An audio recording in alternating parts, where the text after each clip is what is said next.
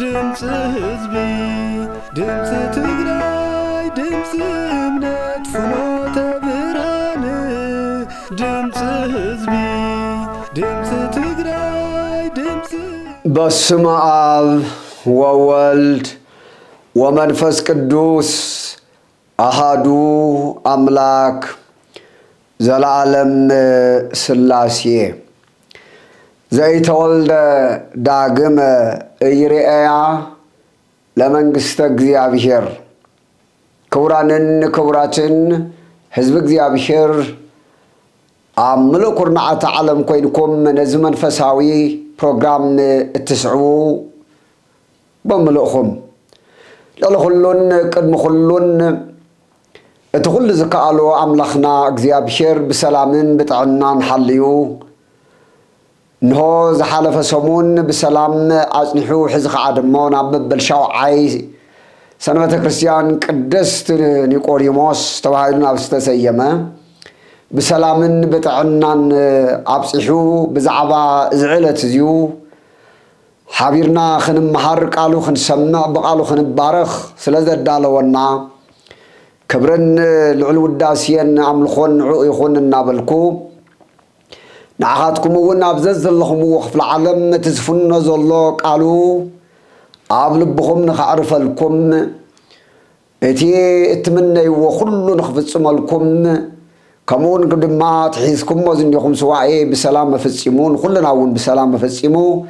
ናብ ብርሃን ትንሣኤኡ ብሰላም ንኸብጽሐና ቅዱስ ፈቓዱ ይኹነልና። ክቡራንን ክቡራትን ከምቲ ዝበልክዎ ሎሚ ሻውዓይ ሰንበት እዩ ወይም ሰንበተ ክርስቲያን እዩ ማለት ካብ ዘወረደ ጀሚርና ክሳብ ኒቆዲሞስ ዘሎ ማለተየ ኣብዚኡ ከም ኣምላኽና ፈቓድ ካብ ዘወረደ ጀሚርና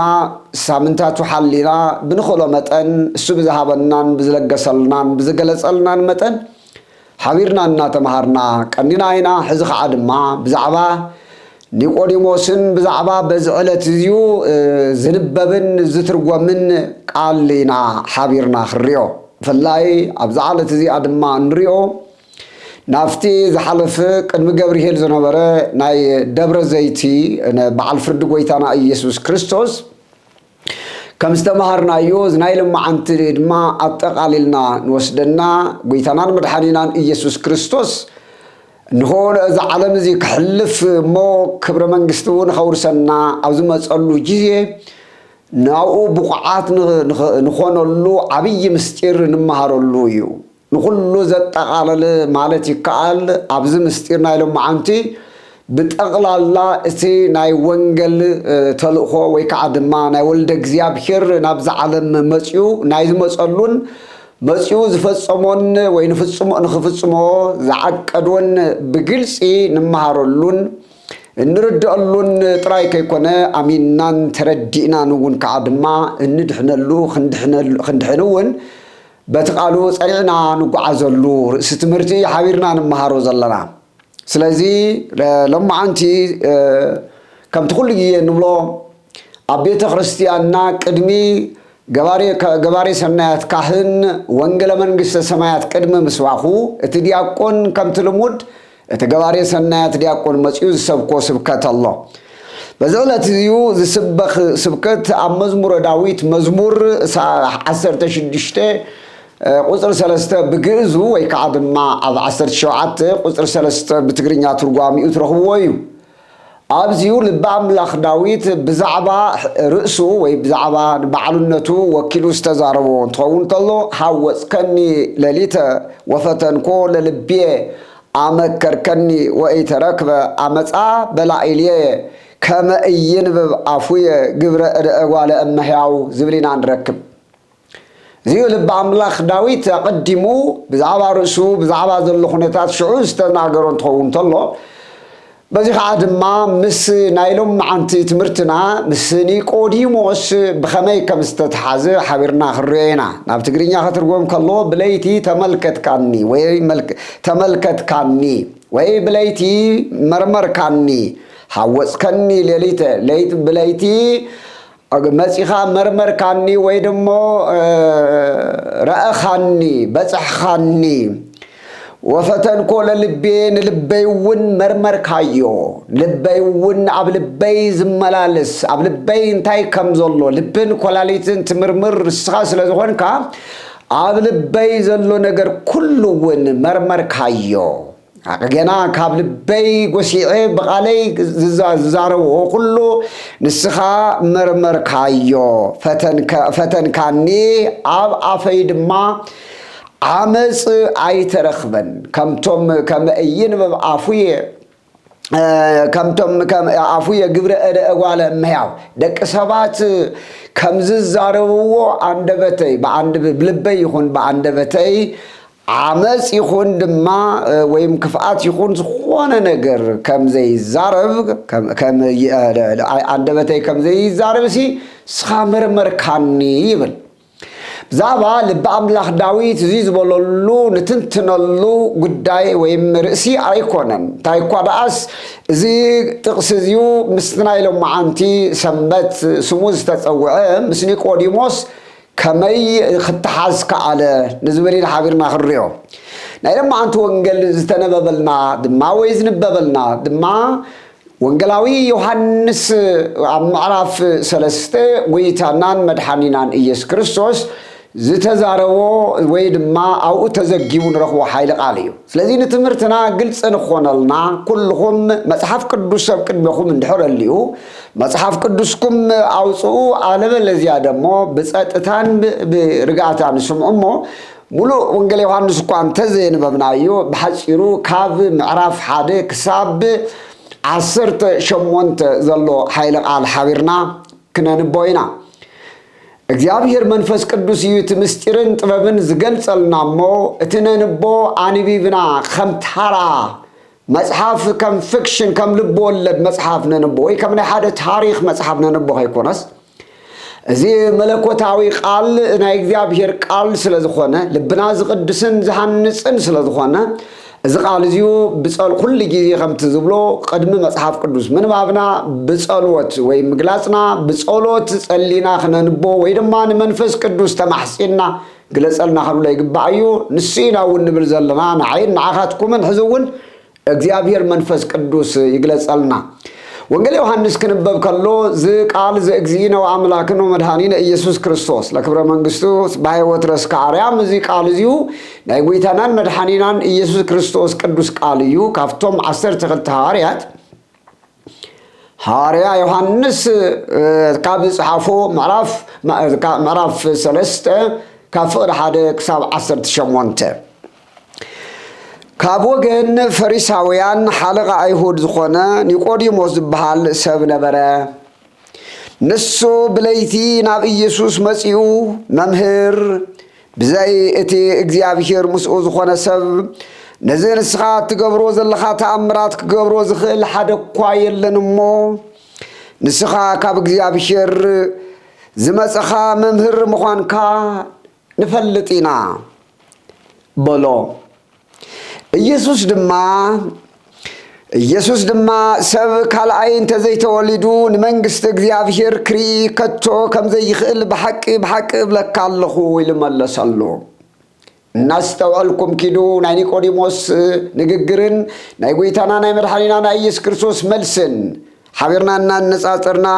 ኣብ ልቢ ሰሌዳ ልብና እናጽሓፍና እዩ ንኺድ ኢሉ መለሰሉ ኒቆዲሞስ ከዓ ሰብከ ምስ ዓበየ ከመይ ኢሉ ካልኣይ ክውለድ ይኽእል መሊሱ ናብ ማሕፀን እንኡ ኣትዩ ክውለዶ ይኽእል እዩ በሎ ኢየሱስ ድማ ከምዚ ኢሉ መለሰ ብሓቂ ብለካ ኣለኹ ሰብ ካብ ማይን ካብ መንፈስን ወይ መንፈስ ቅዱስን ተዘይተወሊዱ ናብ መንግስቲ እግዚአብሔር ከኣቱ ዝኽእል ከቶ የለን እቲ ካብ ስጋ ዝተወለደ ስጋ እዩ እቲ ካብ መንፈስ ዝተወለደ ከዓ መንፈስ እዩ ካልኣይ ክትውለዱ ኣለኩም ስለ ዝበልኩኻ ኣይትገረም ነፋስ ናብ ዝደለዮ ይነፍስ ድምፁ ከዓ ትሰምዕ ካበይ ከም ዝመጽእ ናበይ እውን ከም ዝኸይድ ግና ኣይትፈልጥን ኢኻ ኩሉ እቲ ካብ መንፈስ ዝውለድ ድማ ከምኡ እዩ ኢሉ መለሰሉ። ኒቆዲሞስ ከዓ እዙይ ደኣ ከመይ ኢሉ ክኸውን ይኽእል በሎ። ኢየሱስ ድማ መሊሱ ከምዚ በሎ፣ ንስኻ መምህር እስራኤል እንትትከውን ከመይ እዚ ነገር እዚኡ ኣይትፈልጥን? ብሓቂ ብሓቂ እብለካ ኣለኹ ንፈልጦ ንዛረብ ዝረአናዮ እውን ንምስክርነትና ግና ኣይትቕበልዎን ኢኹም። ናይ ምድሪ ነገር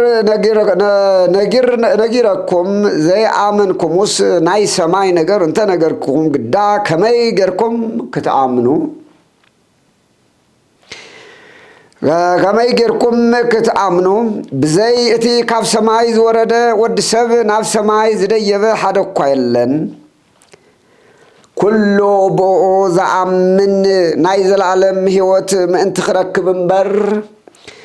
ከይጠፍእሲ ከምቲ ሙሴ ኣብ ምድረ በዳ ንተመን ዝሰቐሎ ወዲ ሰብ ድማ ከምኡ ክስቀል ይግብኦ። ኩሉ ብኡ ዝኣምን ናይ ዘለዓለም ህይወት ምእንቲ ክረክብ እምበር ከይጠፍእሲ እግዚኣብሔር ንሓደ ወዱ ቤዛ ገይሩ ክሳዕ ዝህብ ክንዲዝዩ ንዓለም ኣፍቀሮ።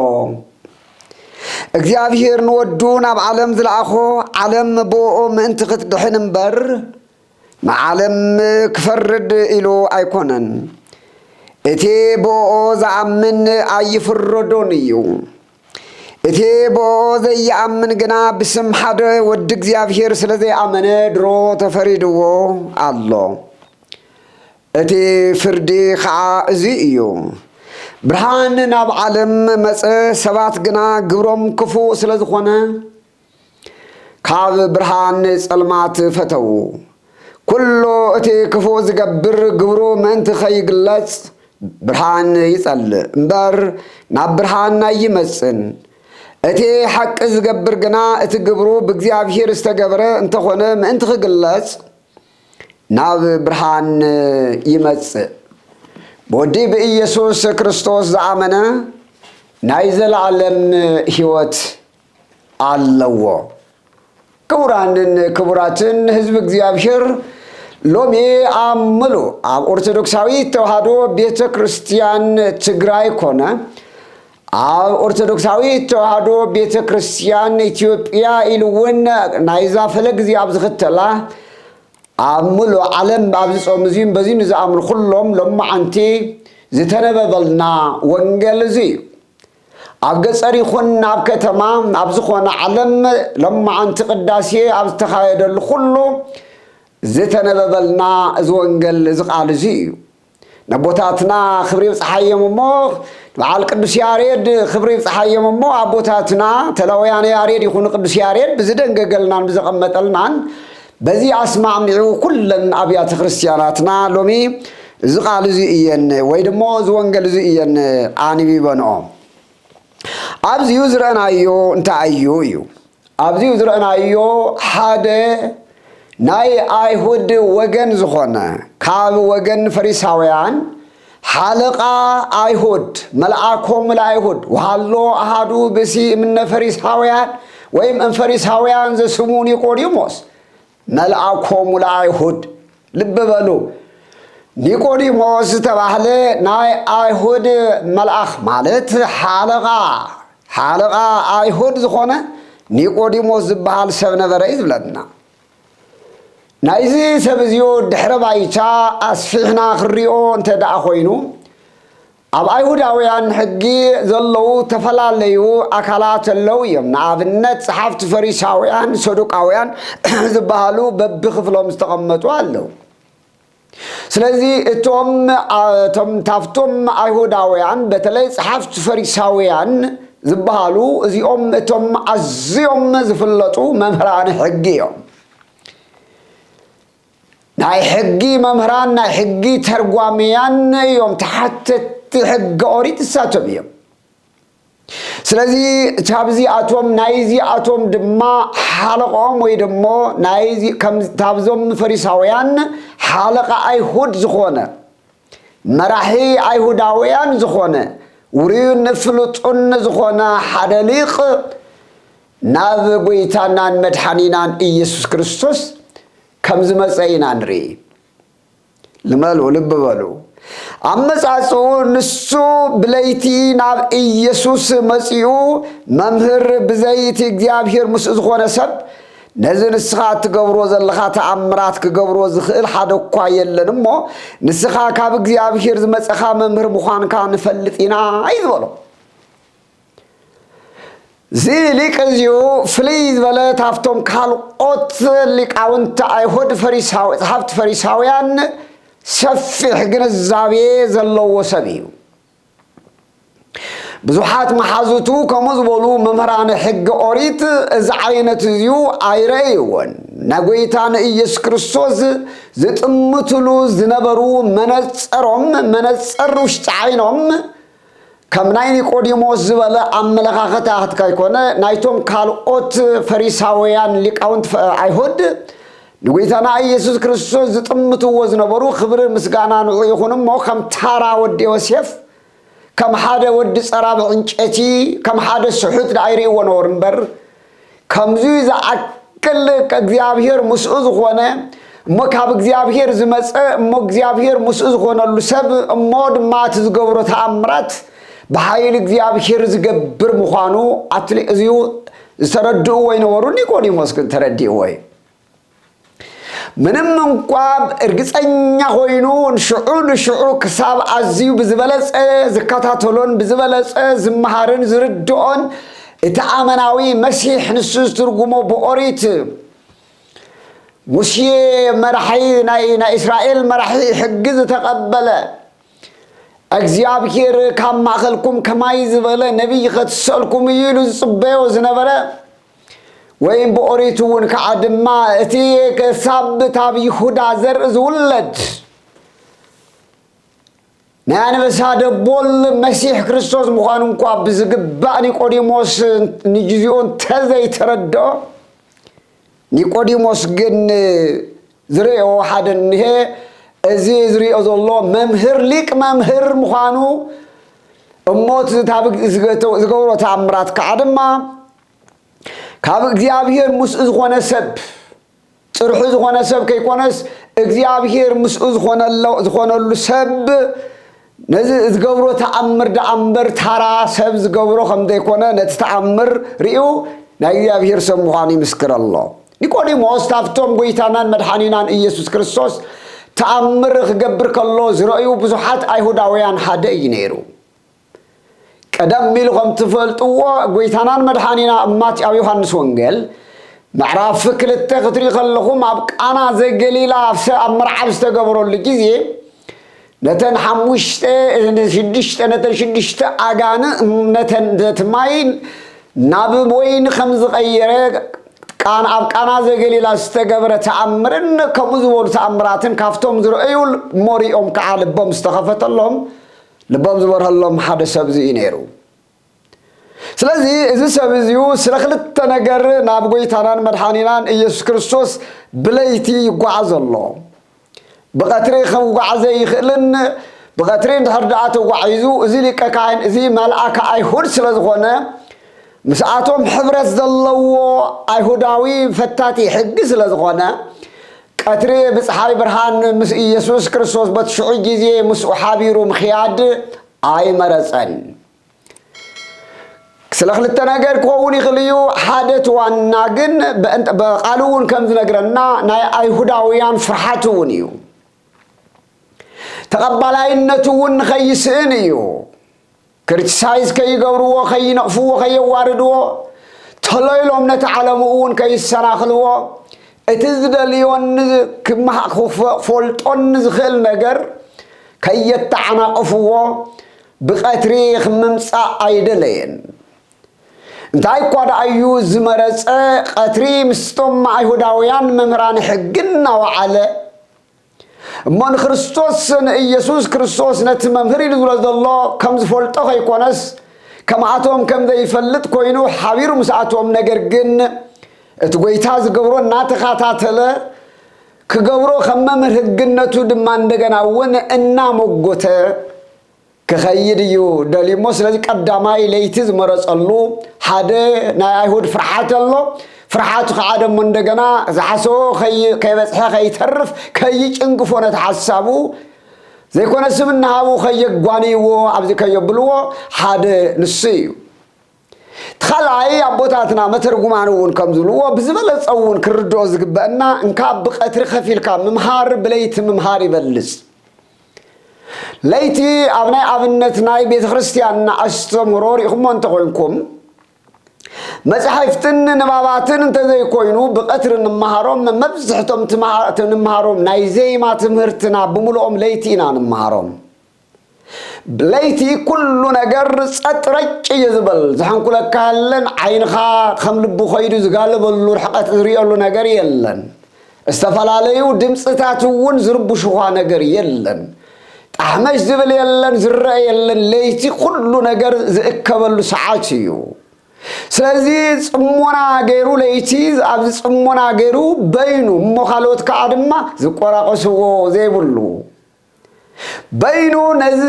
ነዚ መምህር እዚኡ በይነይ ኮይነ ታብ ቀትሪ ኸይደ ኣሽሓት ህዝቢ ስለ ዝኽተልዎ ዝነበሩ ንጎይታና ሃርያት ጥራይ 120 ቤተሰብ ጥራይ ከይኮነስ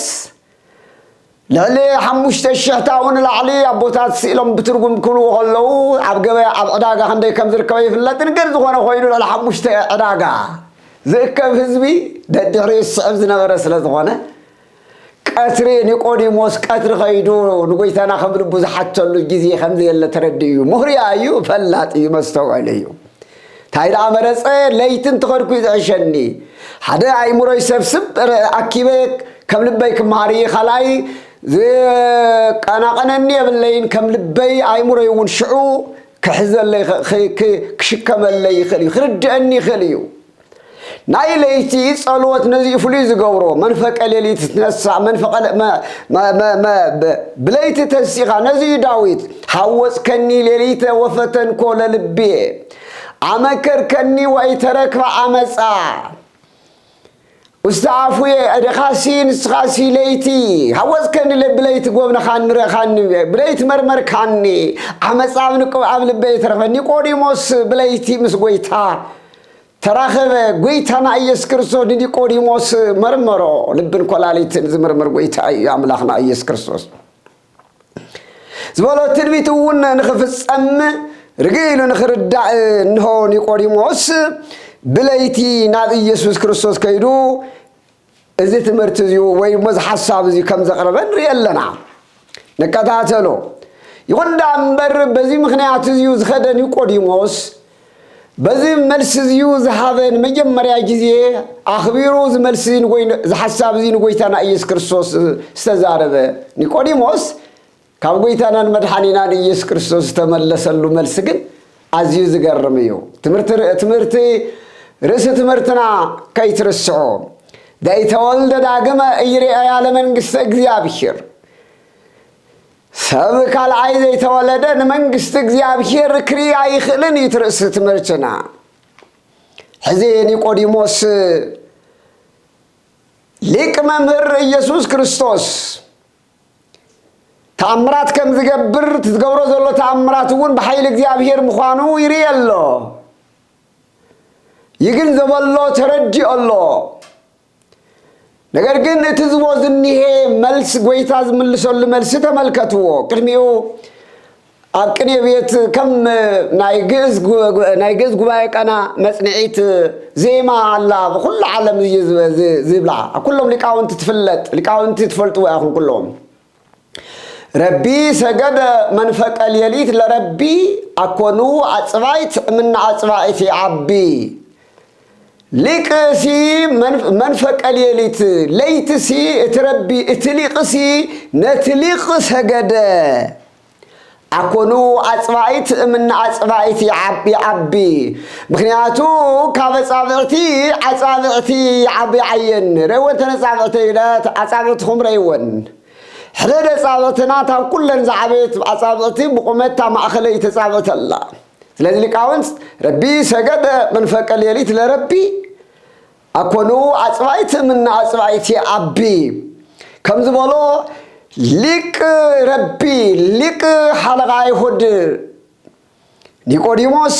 ናብ ጎይታና ዝሕቶ እዚ ከቅርብ ከሎ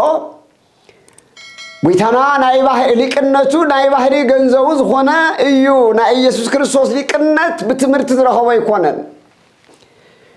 ናይ ኢየሱስ ክርስቶስ ሊቅነት ናይ ባህሪ ገንዘቡ እዩ ስወሮ የብሉን ናይ ኒቆዲሞስ ሊቅነት ኣብዚ ዓለም ዘለኹም ናትካትኩም ሊቅነት ናትካትኩም ጥበብ ናይ ኩሉና ጥበብ ናይ እንተሊና ሊቅነት ናይ ኩሉና ሊቅነት ብጻዕርን በሃብቲ መንፈስ ቅዱስን ዝተዋሃበና እዩ መንፈስ ቅዱስ ዝዓደለና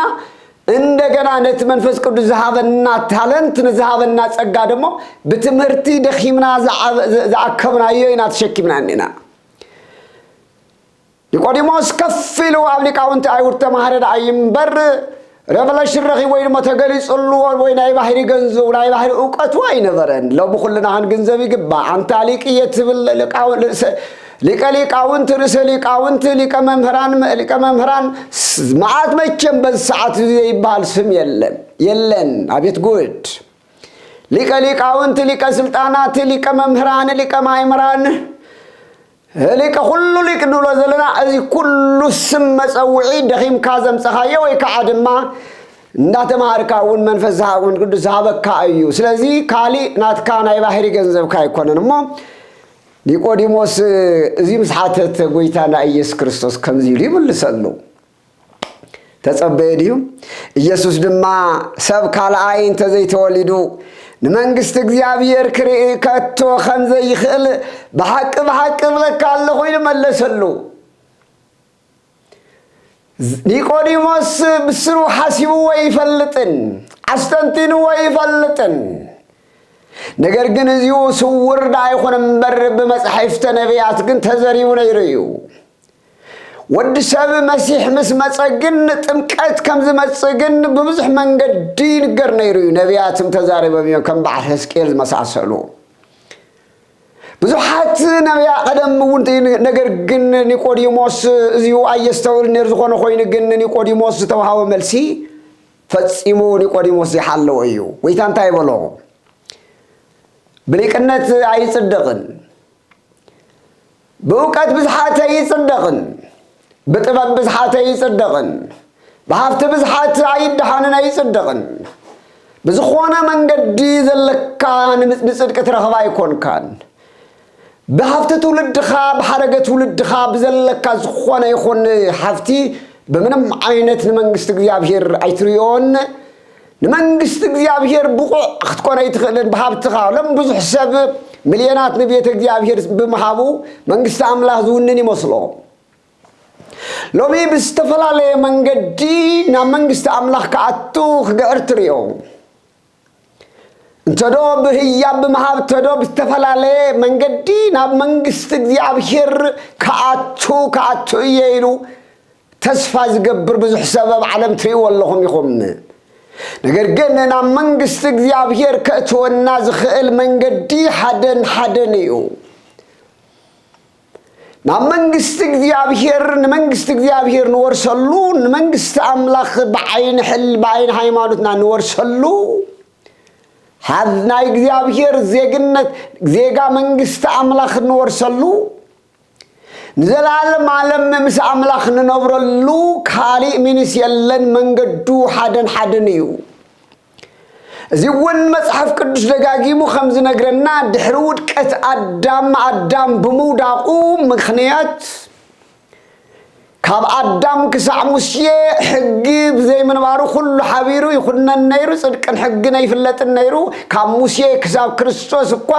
حقن تنبرون تحقن السون كل حزبين منغست املاك زچواي نبرن تايدا صدقن كنانين يزري نيرو صدقن حتياتني يزفل نيرو أوريت زمن نقر قن حزين منقست أملاك كنعتو تابسيول وسينا اترقمانا تدمسي سلنا اتينا ديابلوس قبرنات ويدمو عقبرت ديابلوس تبهاي لهم نودك تبعتيو آئمات ديابلوس تبهاي لنورا دك عدتاتنا دك نستيو كاب قبر ديابلوس كاب عمت ديابلوس وسينا ገብረ እግዚአብሔር ዓመተ እግዚአብሔር ናብ ዝብል ዝተሰጋገርናሉ ዋና ቁልፊ እቲስ ካብቶም ስሉስ ቅዱስ አካላዊ ቃል እግዚአብሔር ወልድ ናብ ዓለም መጽኡ ካፍታ በሰር ዘይተረኸባ ብርክተ ዲና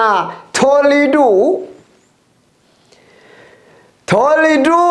ሕዚ ከዓ ከምቲ ነግረና ዘሎ ወንጌል መንግስተ ሰማያት አምሂሩ ነቲ ካብ ሰማያት ሙራዱ አሚንና ንዓና ኸድሕነና ከምዝ መፀ አሚንና ሞበት ዘመረና ቃል ከዓ ደሞ ብስም አብን ወልድን መንፈስ ቅዱስን ተጠሚቕና ሃብተ ውልድናን ስም ክርስትናን ተቐቢልና በቲ ኣብ መስቀል ዝፈደየልና ዝፈሰሰ ፍሉይ ዝኾነ ፕሪሸስ ዝብሎ እንከን ዘይብሉ መለኮታዊ ደም መለኮት ተዋሃዶ ደም ካብ ኃጢአትና ጸሪና ናብ መንግስት አምላኽ ዳይና ንበጽሕ ሽዑይና በዚህ መንገድ ዳይና ንመንግስት እግዚአብሔር ንአቶ በዚህ መንገድ ዚ ዳይና ናብ እግዚአብሔር መንግስት ንበጽሕ መንግስት እግዚአብሔር ንርኢ እምበር ታብዛ መንገድ ሕይ ንኒቆዲሞስ ንገሮ ዘላ ኻሊ መንገዲ ናብ እግዚአብሔር ዘብጽሐካ መንገዲ የለን ልብ በሊ ዳይ ዝበለኒ ጎይታና ኢየሱስ ድማ ሰብ ካልአይ እንተ ዘይተወሊዱ ንመንግስት እግዚአብሔር ክሪኸቶ ከም ዘይኽእል በሐቅ ብለካ ኣለኹ ስለዚ ብሊቅነት ኣይኮነን ብዝተፈላለየ መንገዲ ኣይኮነን ሰብ ናብ መንግስት እግዚአብሔር ክሪኤላ ዝኽእል መንገዲ ሓንቲ እያ ንሳ ከዓ ድሞ ካልአይ ክውለድ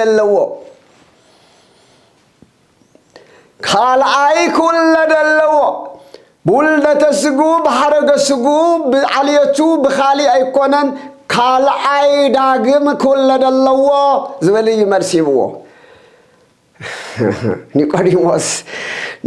ሽዑ በቃ ጭንቃ አተወ ዋት እንታይ ይብለኒ ኣለታ እንታይ አለ ኒቆዲሞስ ከዓ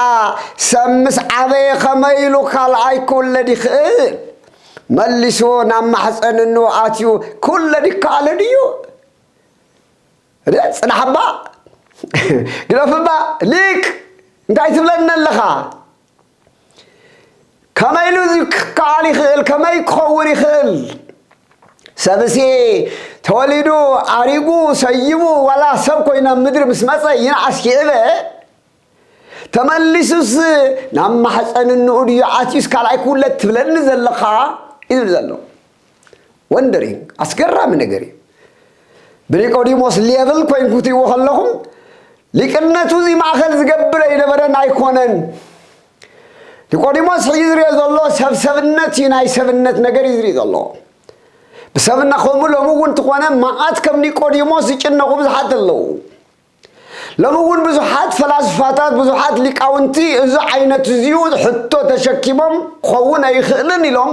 ንድሓር ዝኸዶ ኣይኮኑን ታብ ኒቆዲሞስ ክመሃሩ ይግባእ ኒቆዲሞስ ሕቶ ምሕታቱ ሎሚ ንብዙሓት ሰባት ጠቒሙ እዩ መልሲ ክረክብ እዩ ስለዚ ከመይ ይከኣል በሎ ኢየሱስ ድማ ከምዚ ልመለሰሉ በሐቂ እብለካ ኣለኹ አማን እብለክ ክልተ ጊዜ በሐቂ እንታይ ማለት እዩ ነቲ ነገር ብጣዕሚ ክቢዱ እነግረካ ኣለኹ በሐቂ እብለካ ኣለኹ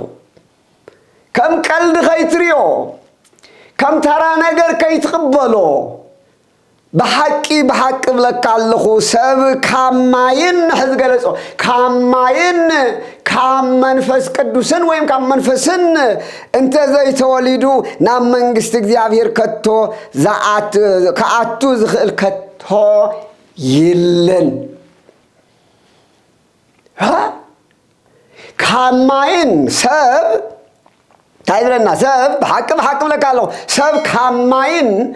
ካብ መንፈስን ወይም ካብ መንፈስ ቅዱስን እንተ ዘይተወሊዱ ናብ መንግስት እግዚአብሔር ከኣቱ ዝኽእል የልቦን ወይም የለን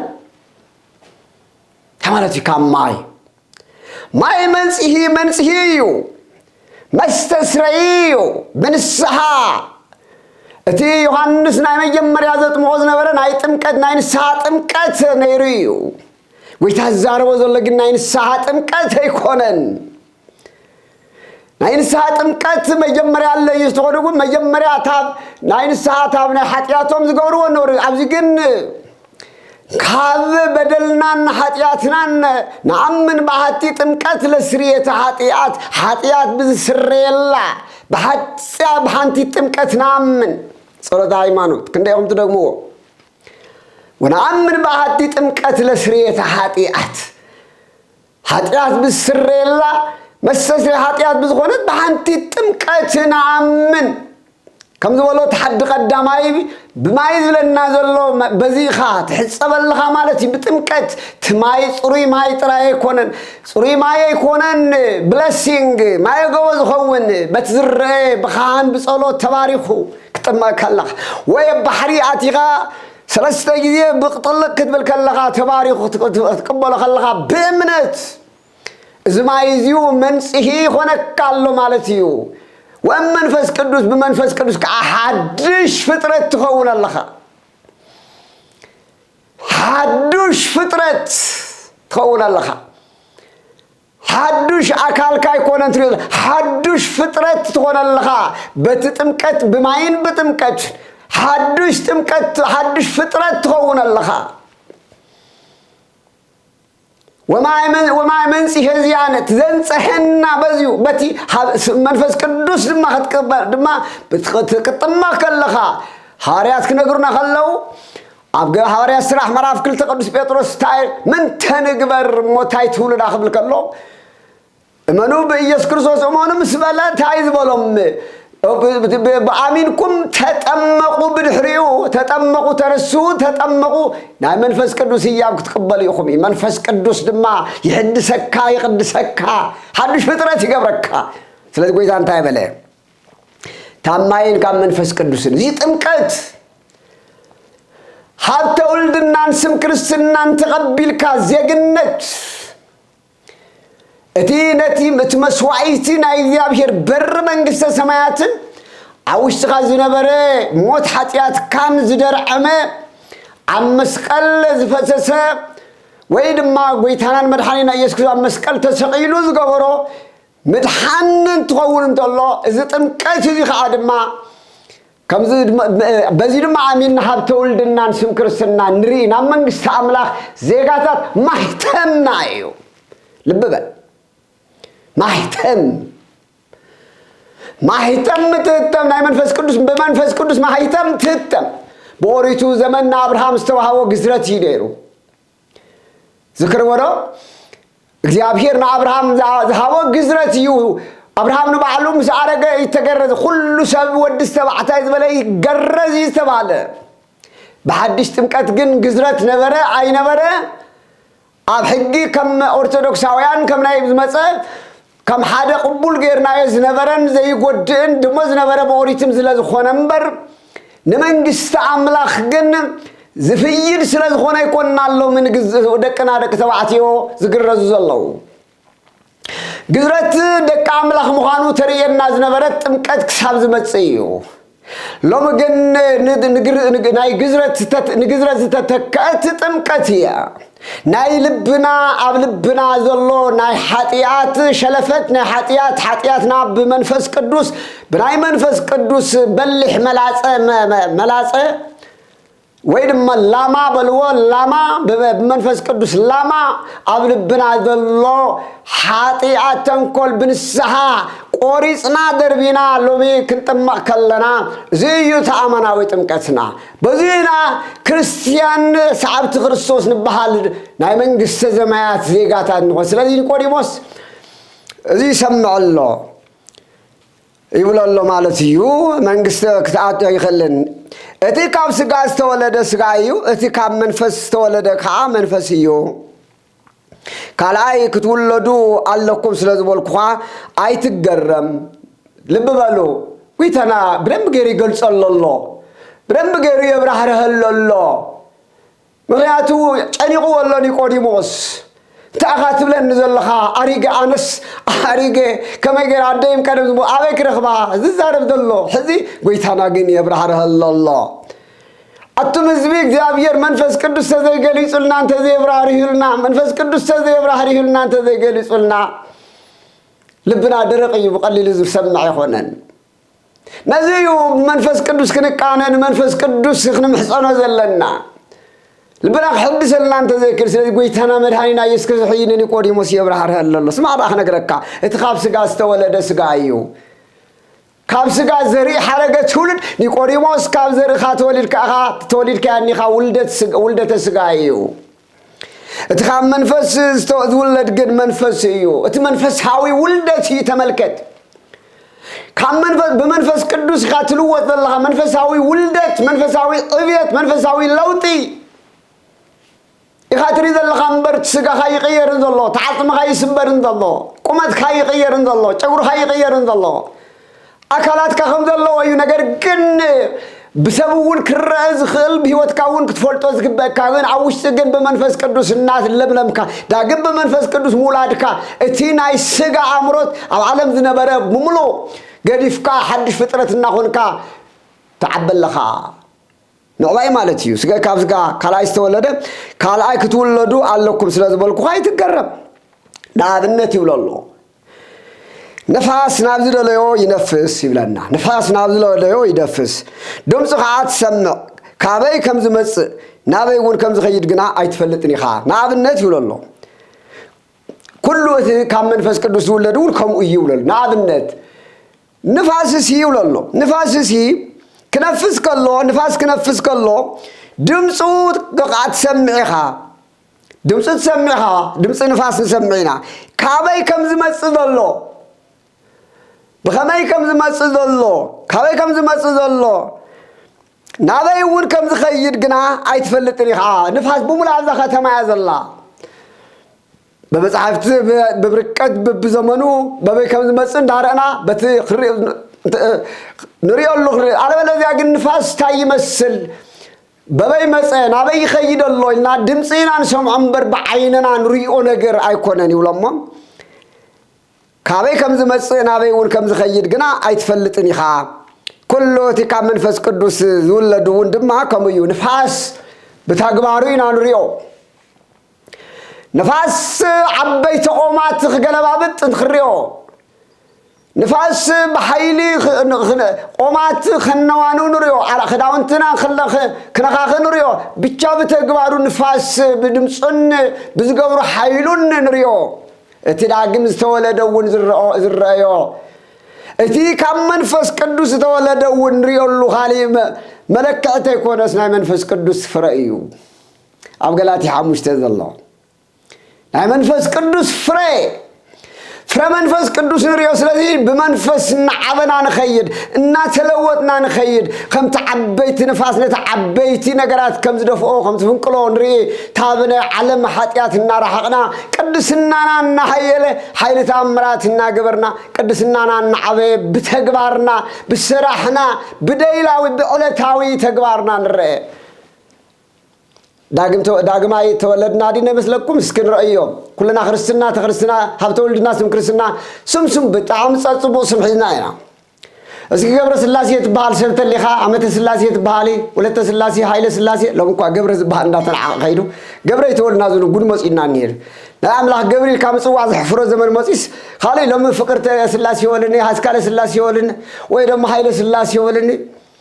ኃይለ ስላሴ ወልኒ ኣብታት ዘሎ تزبل صنع كل قلة قبر سلاسي أيمو اسك قبر سلاسي تبال سمعنا انت اللي خا قبر سلاسي تبال هاي سلاسي تسفى سلاسي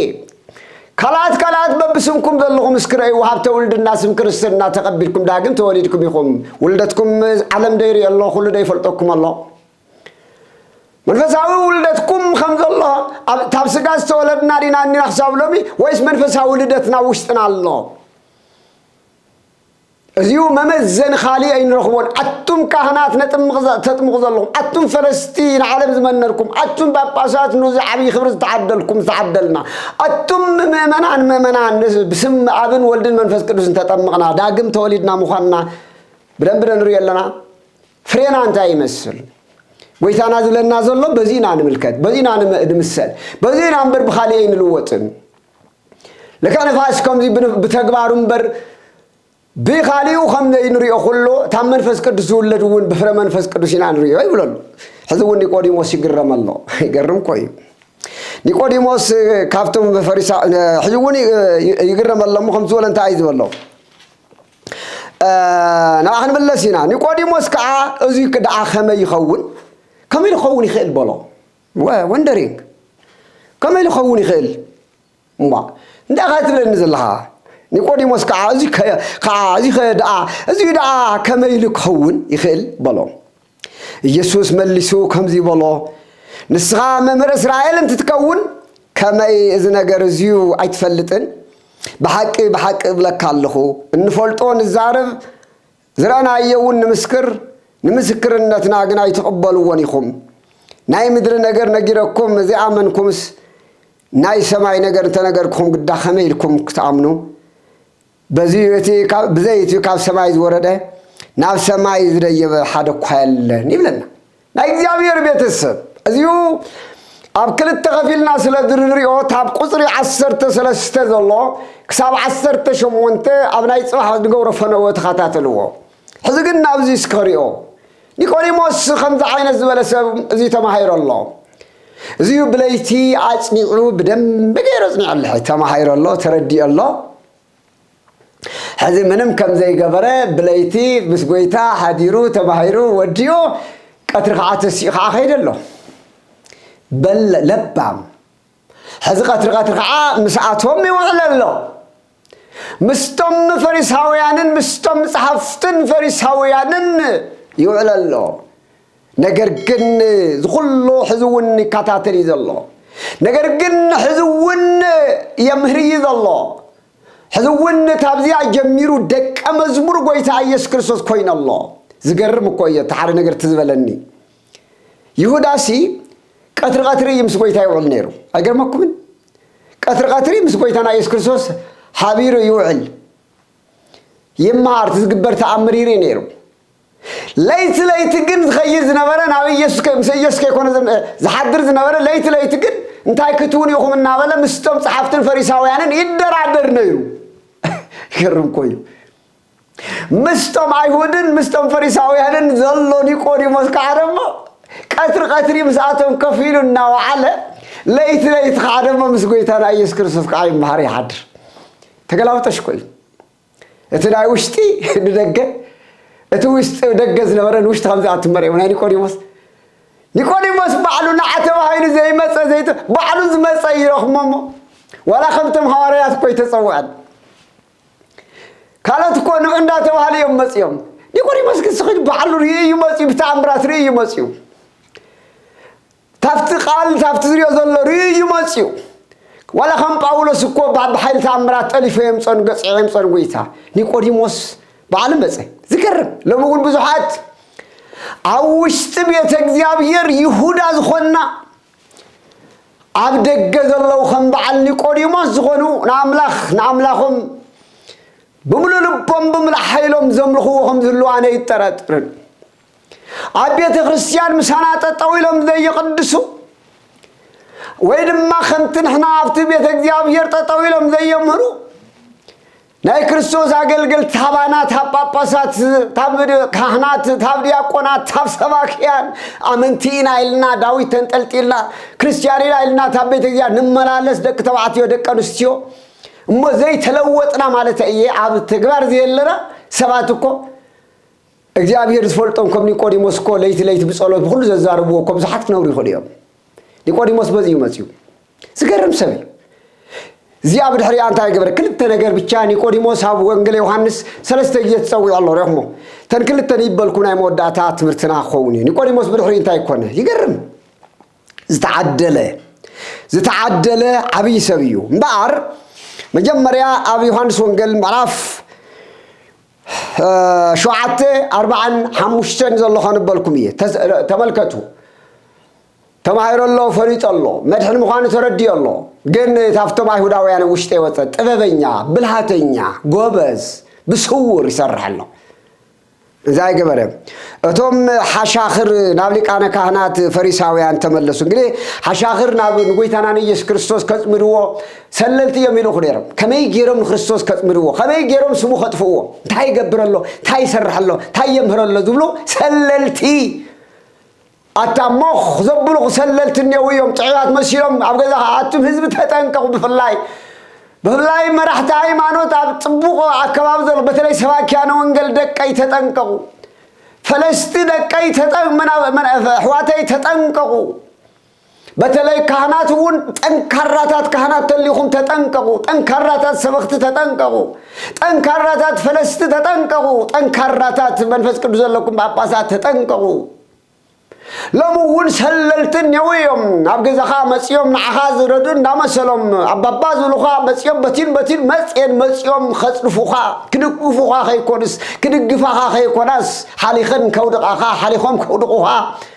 እንታይ ትገብሪው ህነትካ ደቀይልካ ዘቕረብካዮም ኣብ ልዕሊኻ ዝሽርቡ ክፉኣት መርዝታት ዝተኻህኑ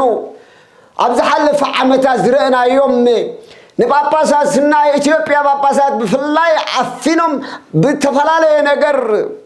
ብሂድን ካሜራታት ከይቀረየ እናሓዙ ብገንዘብ ዶ ብካሜራ ዶ ዘሽሞም ዘይገበርዎ ከም ዝገበርዎ እናምሰሉ ንብዙሓት ሰባት ዘፍዘዙ ጸላእትን የውናዮም ኣብ ትግራይ እውን ከይቀረየ ስም ዘጽልሙ ከምዚኦም ዝበሉ ሓሻኽር ናይቶም ናብ ጎይታ ኸይዶም ዝነበሩ ሓሻኽር መጽኦም ሪፖርት ይገብሩ ኣለዉ ስለምንታይ ደኣ ዘየምጻእኹምዎ أمسوا تبعيل زي مساخمو وبلوهم أتوم حشاخر كعاتهم سللت كع خمسة سبعة يزيو زجبرو كم سبعة يزيو غيرو ززارب كتو يلني لهم ملسلهم لو سبعة يزبهالدو ليس كمزي تزاربا يو أيوة ما دنو فريساوي عندما نسخاتكم وندو تجاجيهم الله تجاجيو اللهم سلزدنقو تجاجيو اللهم بزي بزاي أزوم حقي زي فلتو جوجيات حزبي كاب حلوق وي كافريساويان أبو زعمن دو الله يوم حقي زي فلت حزبي جنا زي ترجم أيو حقي زي فلت حزبي جنا زي ترجم أيو إلهم السلام أبزاوش تزيئة نيقوديموس الله لبوا نيقوديموس زي الله نيقوديموس ملسحابه كم زي زولم حقنا نسب قدم انت زي يسمعون تزغبرو انت زي يفلطون دو تفرديا بلو اوريتكم من تكونوا نو لسب حقنا دو نسب انتاي كم زغبره قديما خاي نغرتو تخصص خص خاي نغره كاي زبل بكل ناي تغلص دو حقنا دو يفرديو بلو نساتم كعا نسخاوندو كمزم كاب جليلا كسخاوندو كاب جليلا إخا مصحف مرمر أمو كاب جليلا نبي خمزة يوص كتري إخا إلهم ملسلو كلهم دما نناب جزء كدو طبعا كان نيقوديموس ده حق وريث دو نسب تخصص اللو خيهابت كسيشاريكو خيهابت أحد سغيلا تفرديا إنو فاچن غرحاب بلوم أموداتا نيقوديموس ما بقى سن غورينا أتصال ساين ريودما أمراف عسرت تشعت نيقوديموس عدلينيا قويتانا الملحينا ليس كريستوس من تانا خبل بفقادو عمنجت مسكال تسقيلو بجزاء فقادو قدست سقو كاب قدست نفسه فليو ملكوت بقى كاله نفس نفسيور وريدو سيور كمارخ كله ملكوت بقى كاله سقا عم مسكال انتلو يوسف زار ماتياس ناتو محزا ناوني كو ناب بيلاطس كيدو لا غويتا يس كريستوس سغا وي كورا كالو اوريدو كي قبر ابزلمنو لجيزي مندي نيرو تزعبي تاريخ زغبره ابزيكو ناب غويتا يس كريستوس زقبرلو زغنزلو انت دشتو انت دخلو حيزو زمصكو اب قبر زوعله قدوس اندابله ني ويتنان مرحلينان ኢየሱስ ክርስቶስ اب قبر زوعله كو منديو زي خمز اتي قدم بليتي ناب ኢየሱስ መጽኡ ዝነበረ ኒቆዲሞስ ውን 450 ግራም ዛክል ከርቤ ምሽቱ ዝተሐወሰ ሒዙ መጽ ናካል ንስጋ ኢየሱስ ወሲዶም ከዓ ከምት ልማድና ገነዙ አገናነዛ አይሁድ ምሽቱ ምስሕዱ በሐዱሽ ዓለባ ገይሮም ገነዝዎ ዮሴፍ ወኒቆዲሞስ ገነዝዎ ለኢየሱስ በሰንዱና ተባለ ስለዚህ ኩራትን ዘይተወልደ ዳግመ ኢሬያ ለመንግስተ እግዚአብሔር ካላይ የተወልደን መንግስት እግዚአብሔር ክሪያ ይኽልን እመኑን ያ ወንጌል ቃል ናተ ይኮነን ሎሚ ካብ ጥምቀተ ክርስትና ሃብተ ወልድና ስም ክርስትና ወፂኻ ዘለኻ ብዝተፈላለየ ኣማልኽቲ ታብ ክርስትና ወፃ ኮይንካ ክርስትና ክብል ከለ ድማ ታብ ትክክለኛ ኣመናዊ ኣስተምሮ ወፂኻ ዘለኻ ኮንካ ወይ ድማ ክሳብ ሎሚ ብፀልማት ዓለም ትርምስመስ ዘለኻ ምስ ኣምላኽ ትራኸበሉ ዝኾነ ስም ፀዋዓዮ ምስ ኣምላኽ ኢልካ ትፅውዖ ትራኸበሉ መንገዲ የለን ዋላ ትፅውዖ ናይ ኩሉ ፈጣሪ እግዚአብሔር ትብሎ እግዚአብሔር ኢልካ ፀዋዓዮ ናብ እግዚአብሔር ክትራኸበሉ ትኽእል ካልእ መንገዲ የለን بسم آذن ولدن منفس قدوسن أما جمرة كاب سماء زورده ولد እግዚአብሔር من تخاخم زمصه تاب ድንግል ማርያም ተወሊዱ መከራ ተቀብሉ ቤዛክ ኾነካ ንኾነና ዓለም ከም ዝሞተ ከም ተዓረገ ካላይ ከም ዝመጽ አሜንካ በስም አብን ወልድን መንፈስ ቅዱስን ተጠሚቅካ ከም ቃሉ እንድሕር ነርካ ናይ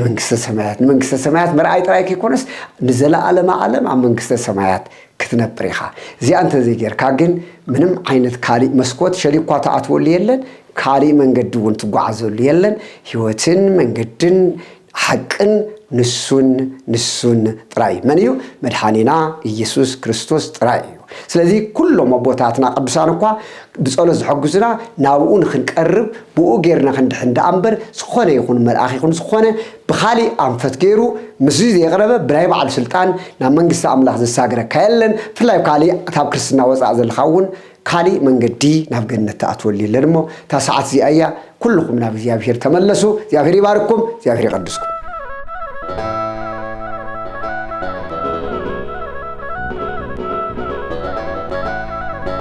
ድምጽ ህዝቢ ድምጽ ትግራይ ድምጽ እምነት ፍኖተ ብርሃን ድምጽ ህዝቢ ድምጽ ትግራይ ድምጽ